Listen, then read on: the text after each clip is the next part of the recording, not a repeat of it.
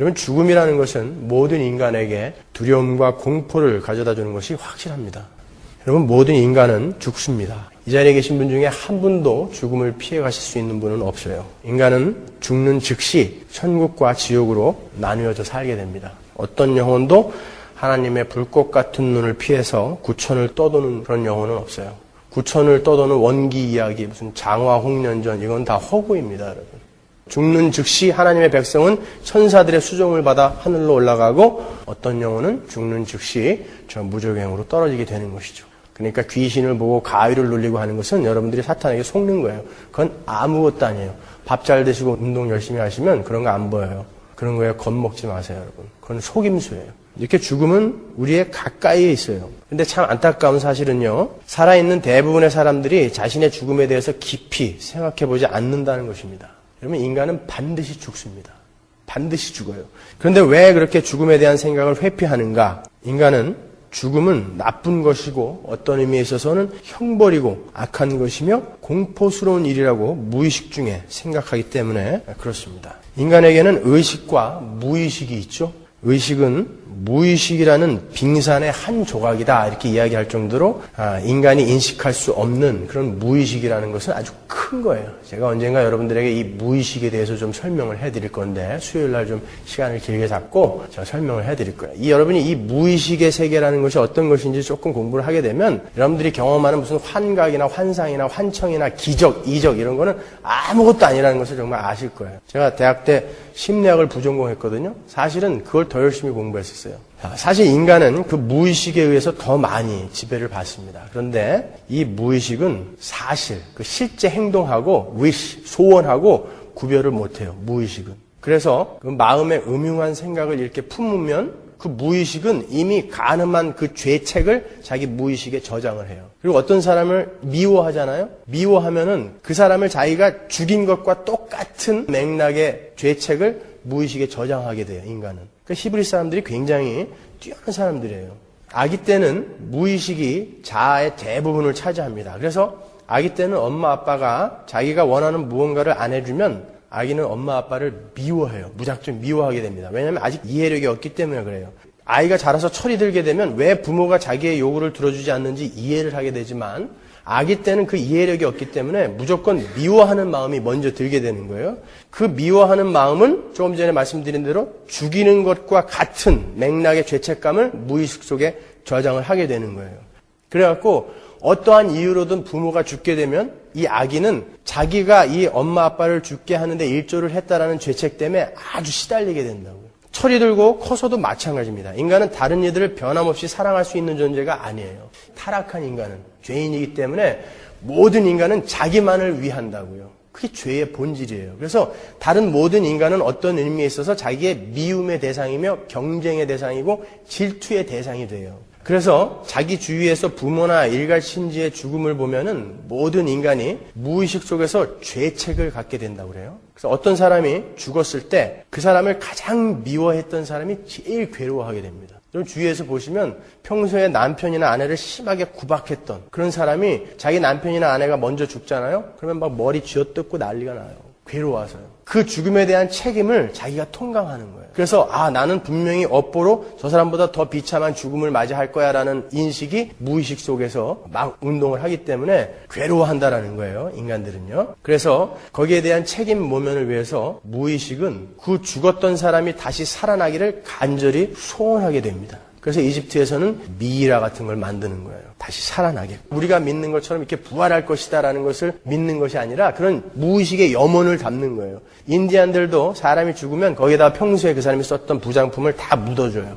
다시 살아났으면 하는 마음, 그런 염원을 심는 거죠. 거기다 심어 놓는 것입니다. 얼마 전에도 황금 미이라가 거의 300구가량 이집트에서 발견이 됐죠. 아울러서 그 죽음에 자기의 책임이 있다고 무의식이 움직이기 때문에 인간들은 죽음 앞에서 어떤 이의 죽음이든 그 죽음 앞에서 자기에게 스스로 퍼니시먼, 형벌을 가합니다. 한국 사람들은 누군가가 죽으면 배옷을 입고 머리에 새끼줄을 두르죠. 또 재를 뒤집어 쓰는 사람들도 있습니다. 서양 사람들은 검은 옷을 입고 여자들은 베일을 씁니다. 베일이라는 것은 수치를 가리는 거예요. 내 책임이라는 거예요. 내 책임이다. 때로는 물과 음식을 먹지 않기도 합니다. 이 모든 것이 자기에게 처벌, 퍼니시먼을 가하는 거예요. 이 죽음에 대한 업보를 내가 받을 텐데 미리 이렇게 내가 나한테 처벌을 가해서 그 업보를 모면하려는 의도가 그 많은 장례 예식에 숨어 있는 것입니다. 자, 이것이 좀 지나면은 이제 인간은 분노하게 됩니다. 이 슬픔과 죄책감을 넘어서 이제 자기를 그렇게 괴롭게 만든 그 죽음에 분노하게 되는 거예요. 그 분노는 그 죽은 자를 악하게 인식하게 돼요. 나를 괴롭게 하니까. 그리고 그 죽은 자는 살아있는 자에게 악한 영향을 끼치는 자로 인식을 하게 돼요. 이런 생각이 거의 동시다발로 인간의 의식과 무의식 속에 확 일어나게 되기 때문에 인간은 죽은 사람을 보면 무서운 거예요. 시체를 보면 공포를 느끼게 되는 것입니다. 이 모든 것이 바로 우리 죄 때문이에요. 그럼 한번 생각해 보세요. 여러분 옆에 계신 사람들을 한번 보세요. 옆에 계신 분들을 한번 보세요. 하나도 안 무섭죠? 근데 그분이 영혼이 떠나가서 이제 죽었다고 생각해 보세요. 그러면 무서워해요, 우리는요. 그죠? 왜 무섭죠? 바로 이런 원리 때문에 그래요. 우리는 죄인이기 때문에 우리는 누구를 미워하는 자들이에요. 사랑할 수 없는 자들이기 때문에 모든 죽음에 대해서 죄책을 무의식에 느낀단 말이에요. 그것이 분노로 오고 그것이 죽음을 악하게 여기고 그 악한 존재가 나에게 해를 끼칠 것이라고 그렇게 생각을 하기 때문에 우리는 시체를 무서워하는 거예요. 진짜 사람이 영혼이 떠나간 시체를 보면은 고깃덩어리 같아요. 저희 군대에 있을 때 제 바로 밑에 상병, 일병이 밤에 술 먹고 싸우다가 내무반에서 이 상병이 일병을 대검으로 목을 찔러가지고 즉사를 했어요, 거기서. 그러니까 군대에서는 하극상은 무지하게 큰 벌을 받아요. 그런데 상급자가 하급자를 때리거나 죽인 거는 별로 큰 죄가 아니에요.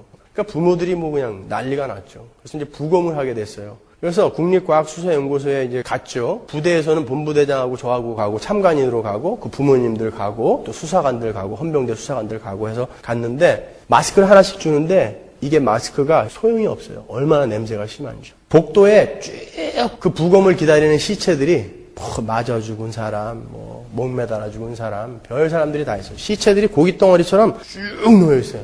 딱 들어갔는데 불과 며칠 전까지 저하고 같이 놀고 보초스로 가고 그랬던 친구인데 정말 고깃덩어리 같이 이렇게 누워있는데요.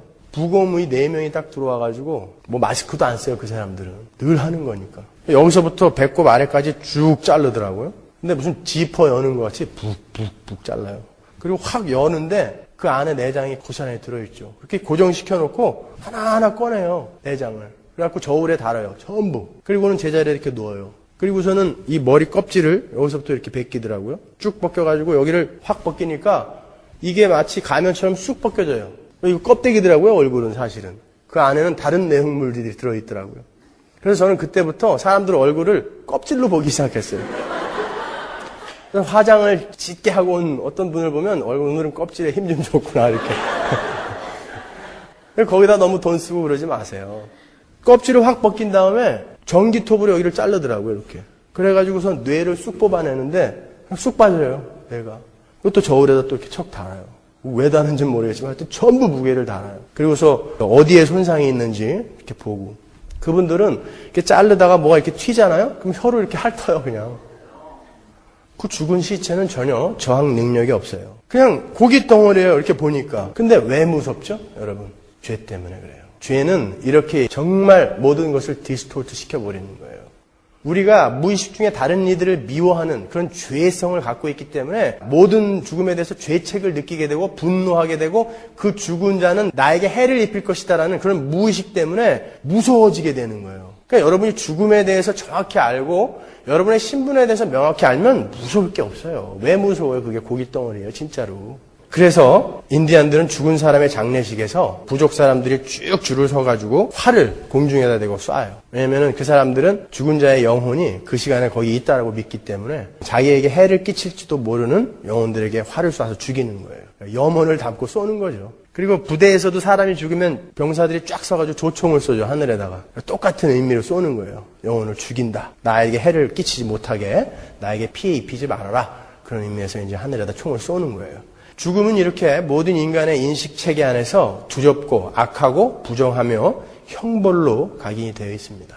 성경에서도 죽음은 형벌의 의미로 많이 쓰여지고 있죠. 창세기에서 하나님께서 아담과 하와에게 선악과를 따먹으면 정령 죽으리라 이렇게 말씀하셨어요. 형벌로. 그로 말미암아 창세기 5장 죽음의 장에 아담, 셋, 에노스, 무두셀라 등 많은 사람들이 죽었더라 이렇게 죽었더라라고 기록이 되어 있죠. 아간하고 고라도 그들의 범죄로 죽임을 당했죠. 이스라엘도 여호수아와 갈렙을 빼고 광야에서 죄의 대가로 다 죽습니다. 아나니아와 삽비라도 죄의 결과로 죽어요. 그래서 죽음이라는 것은 성경에서도 어떤 형벌이라든지 타락하고 죄에 빠진 인간이 궁극적으로 맞이하게 될 운명으로 나타나게 됩니다. 그런데 신약에 보면 어떠한 구별된 무리에게는 그 죽음의 의미가 조금 달라져요. 계시록 14장 13절 보겠습니다. 또 내가 들으니 하늘에서 음성이 나서 가로되 기록하라. 자금 이후로 주 안에서 죽는 자들은 복이 있도다 하시매 성령이 가라사대 그러하다 저희 수고를 그치고 쉬리니 이는 저희의 행한 일이 따름이라 하시더라. 주 안에서 죽는 자들은 복이 있도다 그래요. 우리가 죽음은 형벌과 업보로만 알았는데 여기서는 복이다 그래요. 주 안에서 죽는 자들은 복이 있다 그런단 말이에요. 예수님께서도 이렇게 말씀하셨습니다. 마태복음 16장 25절.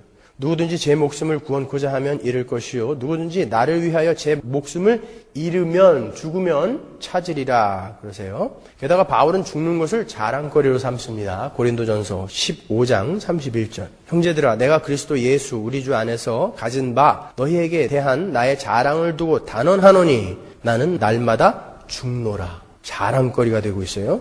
어떤 사람들에게는 죽음이 두렵고 무섭고 악한 것이 아니라 자랑스럽고 좋은 것이 되기도 하다는 것입니다.